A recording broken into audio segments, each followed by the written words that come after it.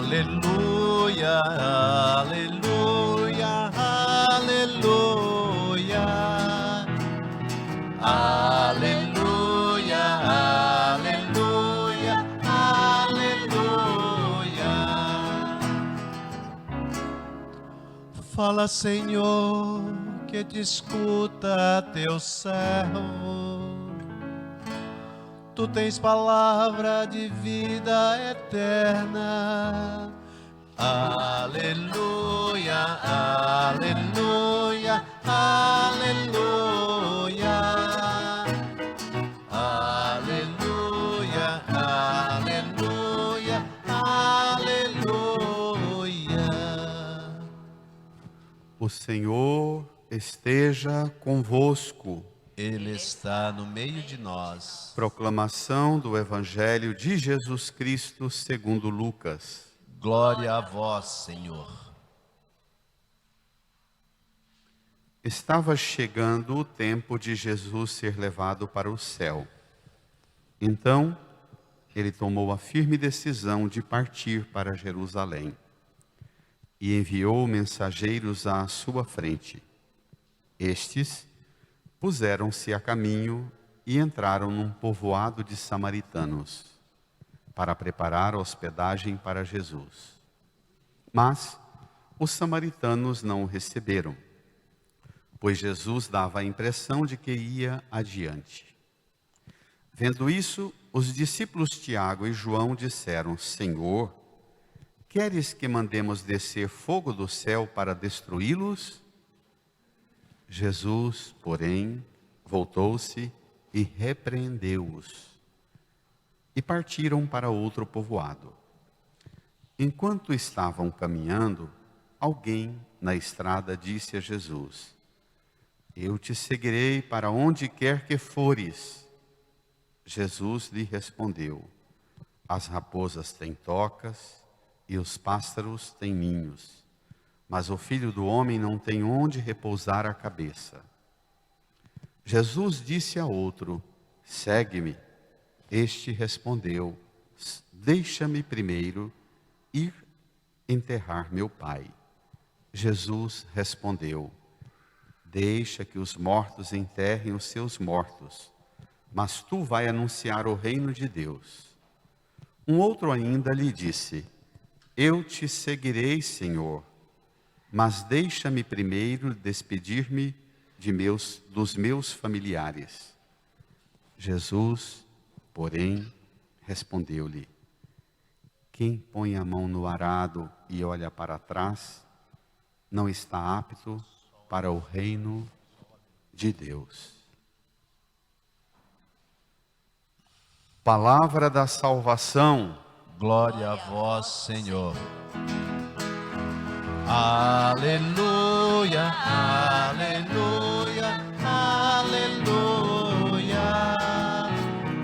Aleluia, aleluia, aleluia. Nos recolhamos num tempo de profundo silêncio, no íntimo do nosso coração. Também vocês, crianças, rezemos pedindo ao Espírito Santo que o Espírito Santo nos faça entender a palavra para que vivamos a nossa vocação, a nossa missão bem acertada no mundo. Rezemos.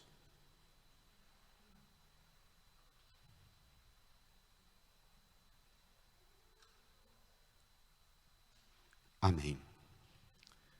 Irmãs e irmãos, domingo passado vimos Jesus revelar aos apóstolos a sua identidade de Messias, o Cristo, um Messias diferente que iria para Jerusalém, seria rejeitado, perseguido, morto na cruz e ressuscitar. Depois daquela cena em que ele também chamou os apóstolos a renunciar a si mesmo, tomar a cruz e segui-lo, os apóstolos ficaram bem abatidos.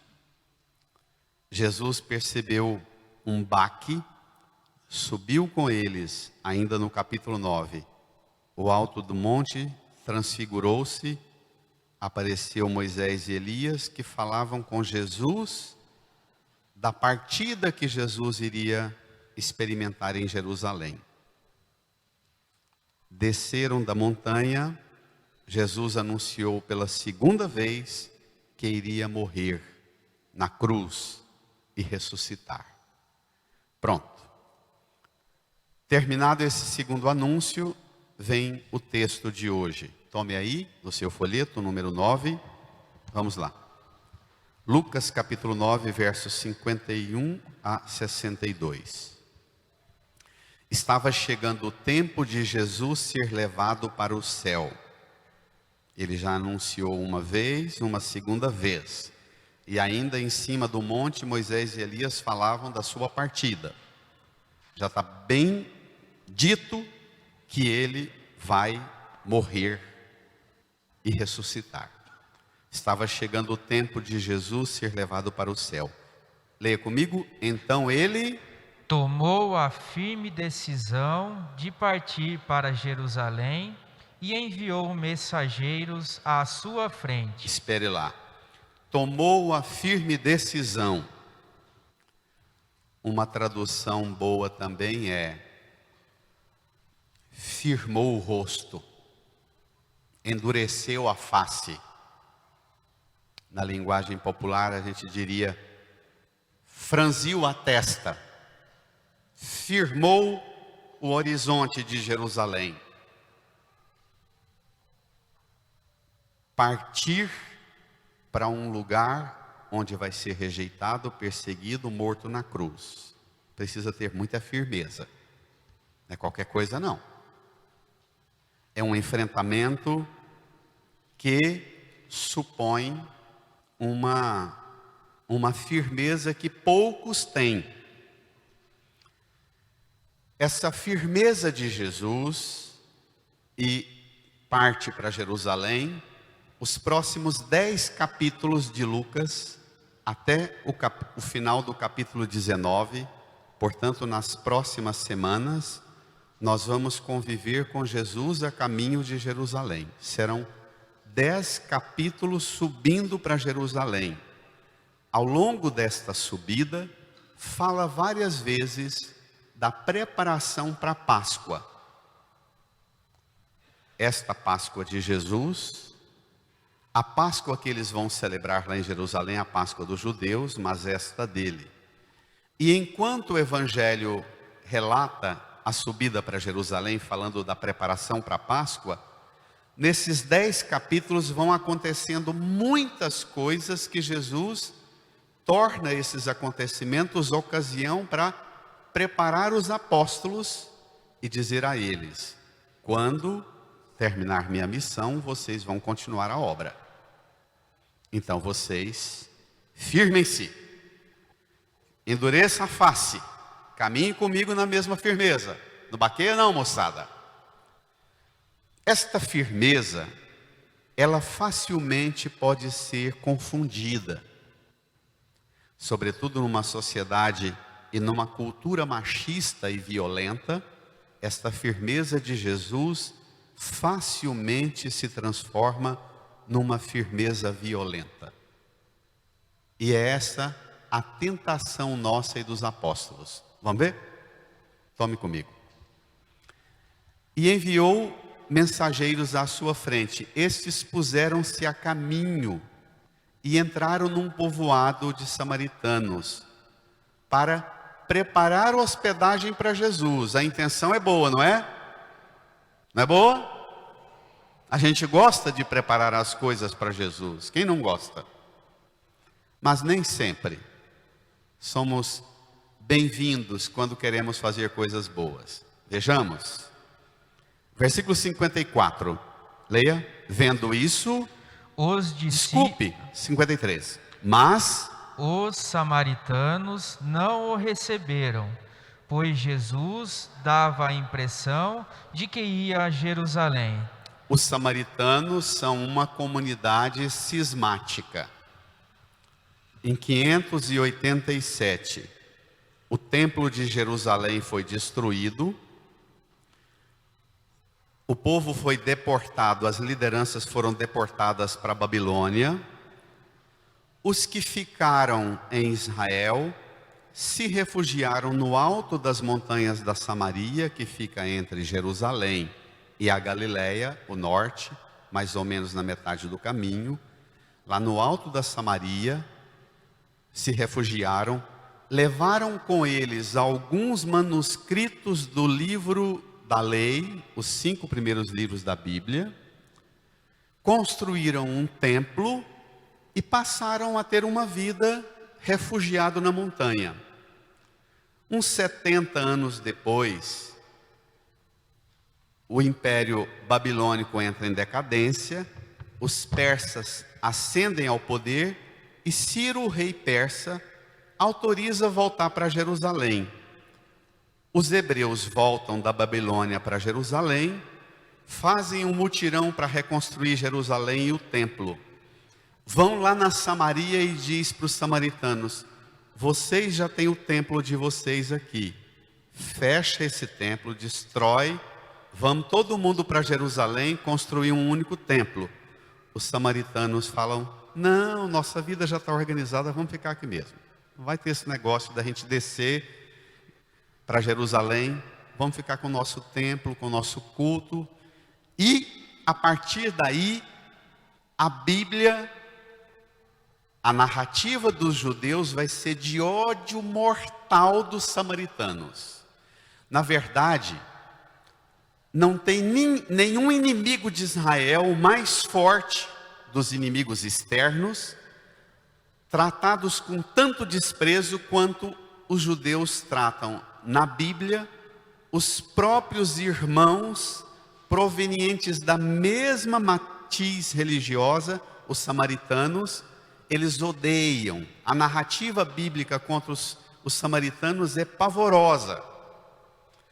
Então, os samaritanos também desenvolvem uma rejeição enorme. Vendo que Jesus dava a impressão que ia para Jerusalém, sabe o que significa isso? É mais ou menos assim. Muitos de vocês vieram para a missa aqui e moram longe. E passam, às vezes, na porta de 1, 2 igrejas católicas. Mas vem aqui porque gosta daqui. Aí, o padre da igreja onde você mora perto fica com raiva porque você não vai lá. E não dá o dízimo lá e a oferta lá. É mais ou menos isso. Entendeu? Por que Jesus vai para Jerusalém com essa turma de discípulos e não dá a oferta e o dízimo dele e fica aqui? Mais ou menos isso. Estou encurtando muito a prosa para a gente entender na linguagem de hoje o que seria essa rejeição. Jesus dava a impressão que iria fazer daqui só um lugar de pouso, mas ia com os apóstolos para Jerusalém. E não recebem Jesus. Aqui não tem pouso para essa turma não. Vaza. Vamos ver a reação dos apóstolos? Versículo 54. Vendo isso, Tiago e João disseram: brada, Senhor, queres que mandemos descer fogo do céu para destruí-los? eu tenho certeza que a pergunta que eu vou fazer, a igreja vai balançar a cabeça dizendo: eu não faço isso não. Mas quantas vezes a gente querendo fazer coisas que a gente pensa que é o bem, que é coisa boa, encontra rejeição e a gente tem vontade e até reza para Deus, para Jesus, isso que Tiago e João rezaram: Senhor, dá um tiquinho de poder para eu mandar um fogo para eliminar essa praga da minha frente. Que raiva! A gente lutando, querendo fazer o bem e esse povo não quer deixar. A gente vem preparar hospedagem para Jesus e esse povo não recebe. Senhor, queres que mandemos descer fogo do céu para destruí-los? O Antigo Testamento se resolvia assim. A primeira leitura de Elias e Eliseu, Elias e Eliseu são duas figuras que gostam de mandar fogo e eliminar os inimigos de Israel, não é? Então, os apóstolos seguem Jesus, mas com a mentalidade do antigo modo de viver a fé. Vou repetir. Seguem Jesus, mas com uma mentalidade antiga. Eles querem que Jesus dê a eles autorização para mandar fogo sobre os samaritanos. Daqui um pouquinho, no capítulo 10, Jesus vai contar a parábola do bom samaritano. Lembra? Para você ver a gravidade do modo novo com que Jesus se apresenta. É absolutamente nova a forma de compreender, fazer a vontade de Deus. Pronto. A vontade e o desejo de resolver as coisas na violência. A nossa sociedade prega, inclusive, que para ter paz precisa ter violência. Para ter paz precisa de comprar armas. Para ter paz precisa de fazer guerra. Olha a Ucrânia e a Rússia lá. Quantas vítimas inocentes, porque para ter paz eu preciso ter o direito de mandar bomba para eliminar.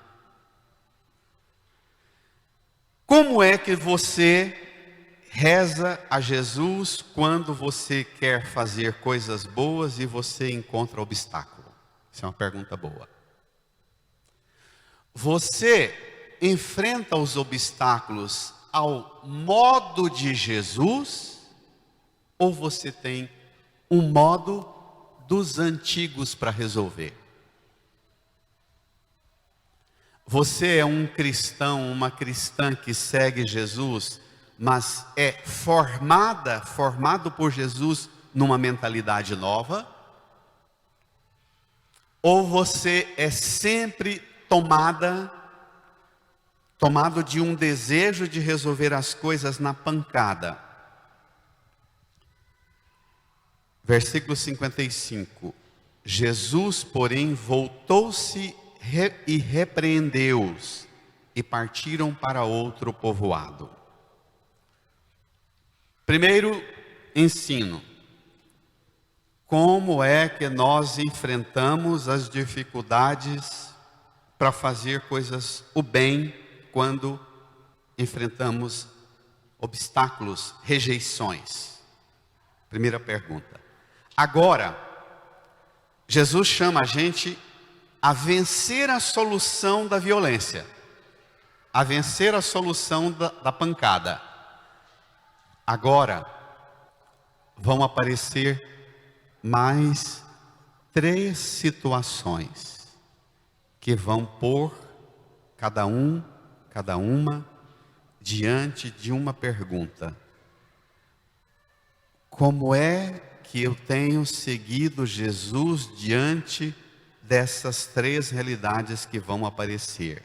Primeiro, a minha relação com os bens.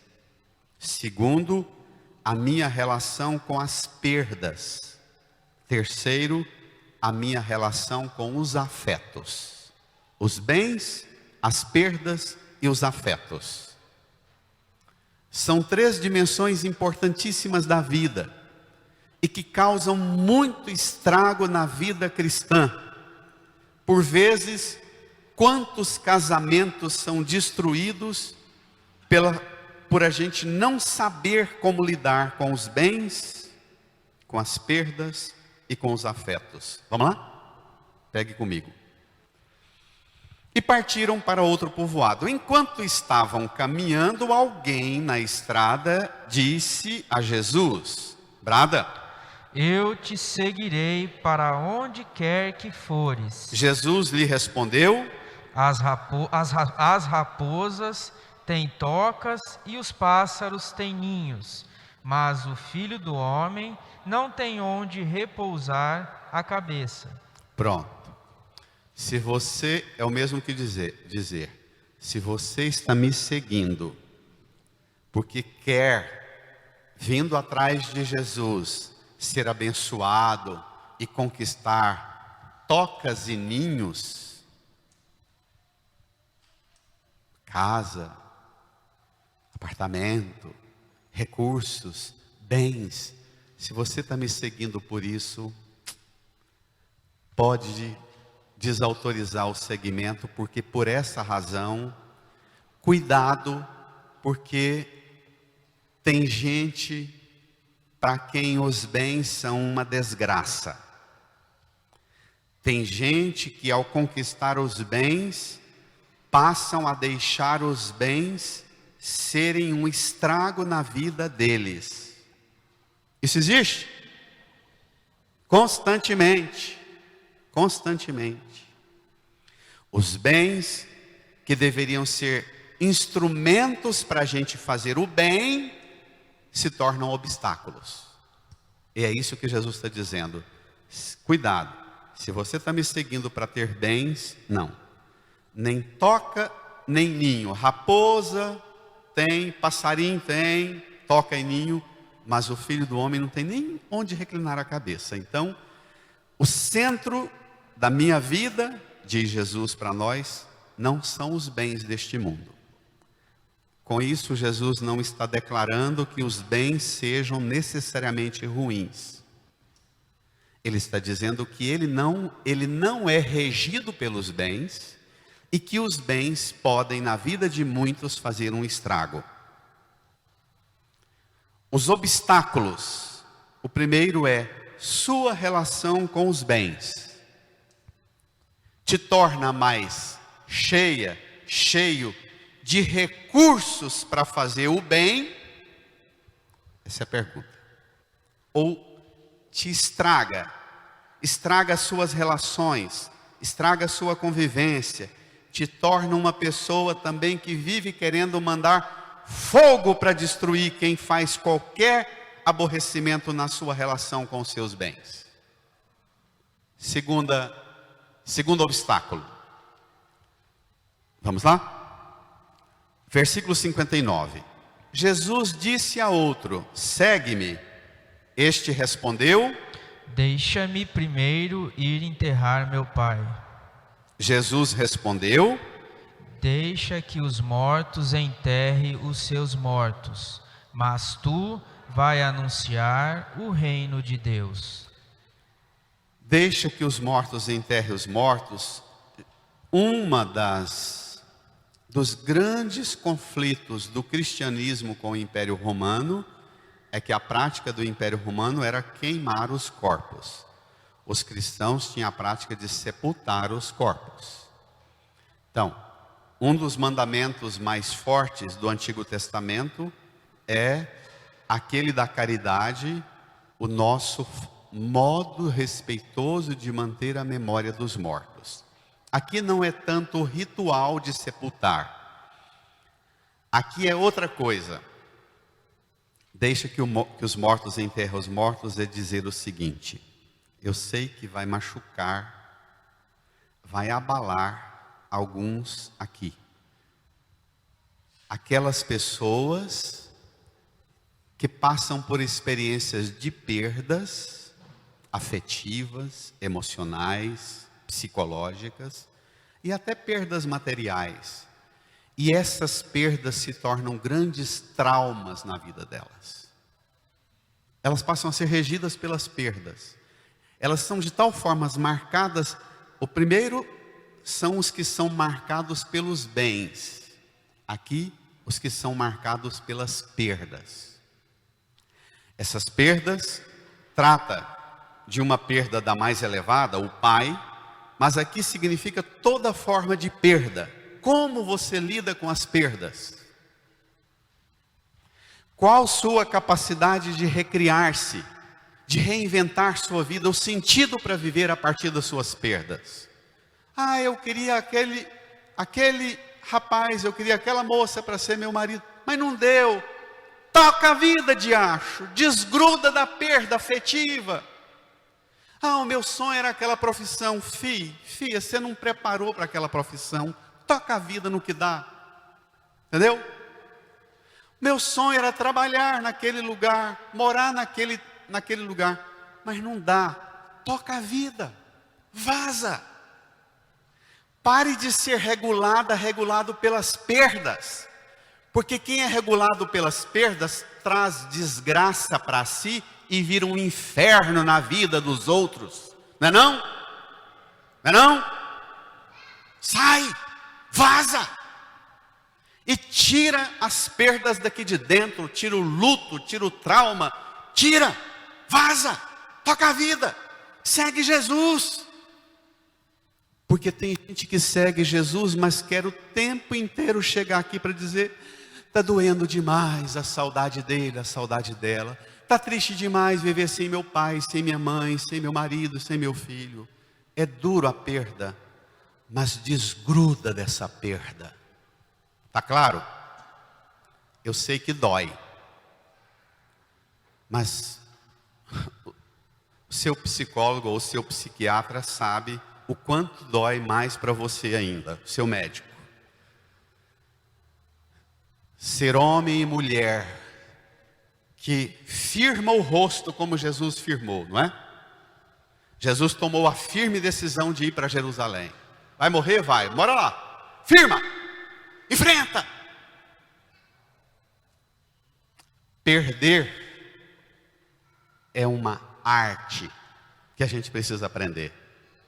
Quem não sabe perder, nunca saberá celebrar o ganhar.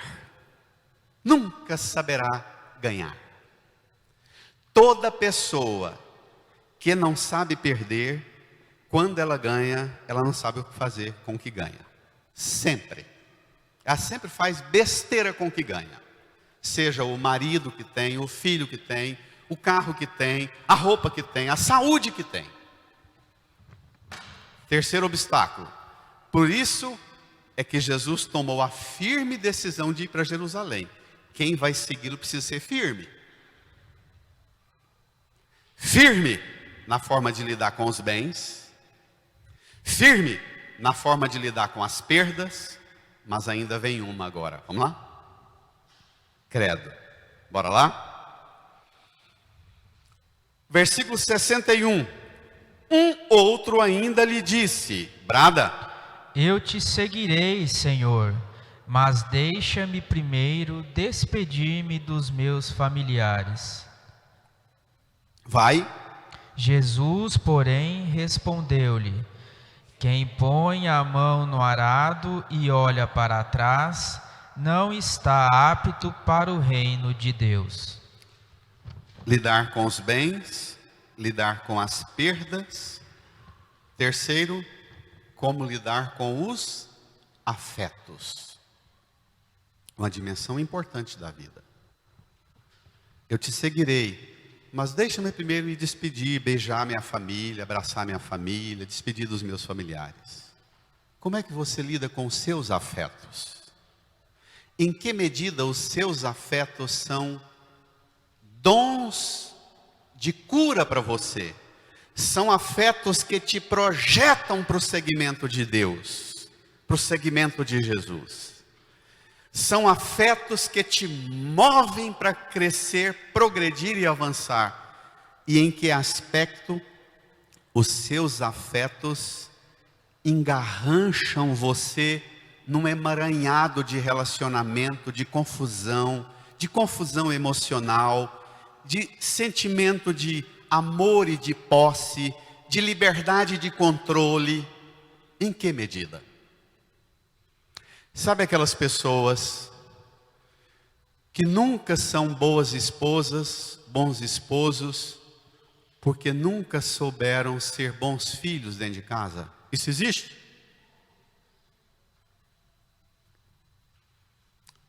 Nunca dá conta. Tem uma confusão no relacionamento dela com o pai dele, com a família, com os irmãos, que não avança, não progride, não cresce. É disso que Jesus está falando. Ou você quer seguir Jesus, quer progredir no segmento de Jesus, quer alcançar uma realidade nova em Jesus? Pergunte o seguinte: em que medida os afetos, a dimensão afetiva na sua vida é uma dimensão curada? Ou em que medida os afetos transformam você numa pessoa, num dependente emocional, dependente psicológico, num neurótico, num traumatizado pelo que não ganhou, pelo que perdeu. E aí a lista é... a gente ficaria dias aqui. Tá claro? Tá fácil? Mas é possível. É possível se você tiver coragem de fazer um movimento. Vem comigo no Salmo.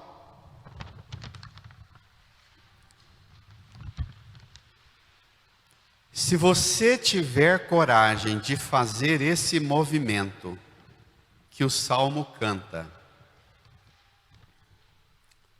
guardai-me, ó Deus, porque em vós me refugio. Eu não me refugio nos meus bens, eu não me refugio nas minhas perdas, eu não me refugio nos meus afetos. Está claro?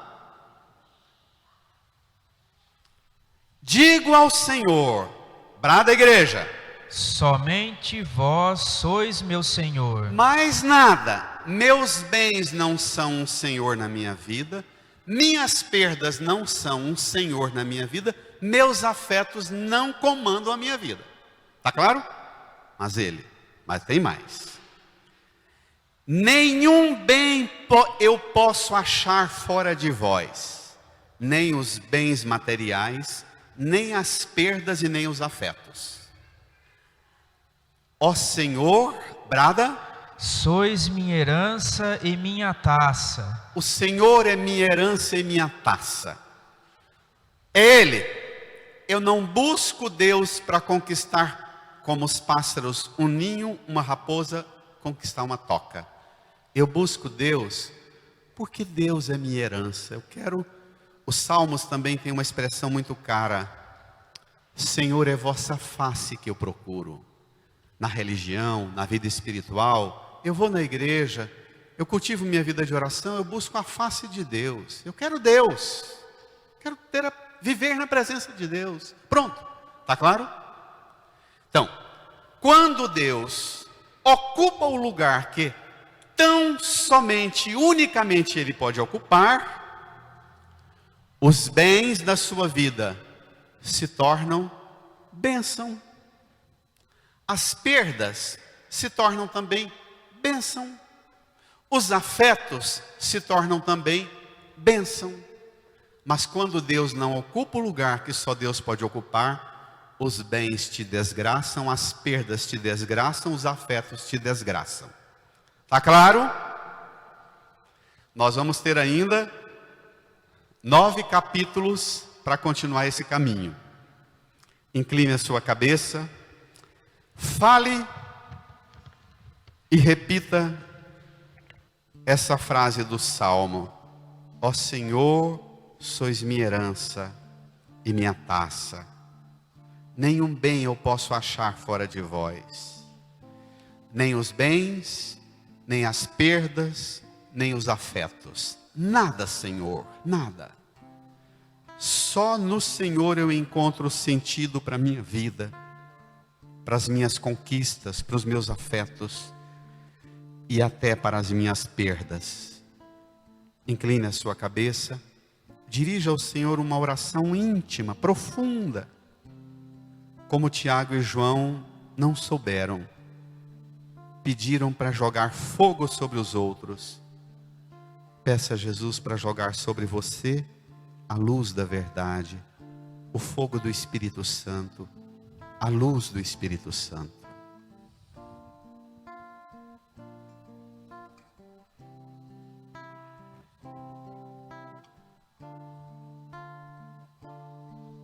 Liberta-me, Senhor, com teu Espírito, e minha alma reviverá.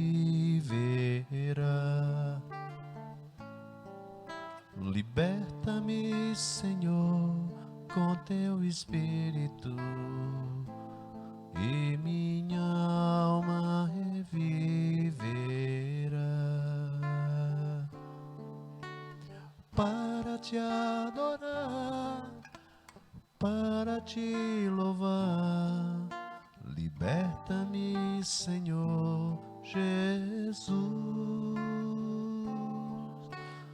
para te adorar, para te louvar. Liberta-me, Senhor Jesus.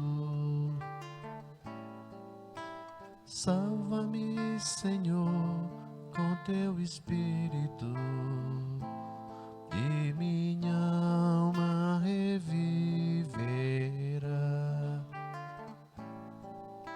Salva-me, Senhor, com teu Espírito, e minha alma reviverá.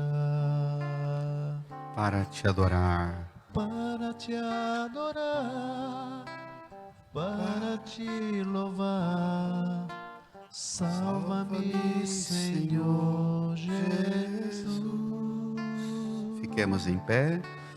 Para te adorar, para te louvar. Salva-me, Senhor Jesus.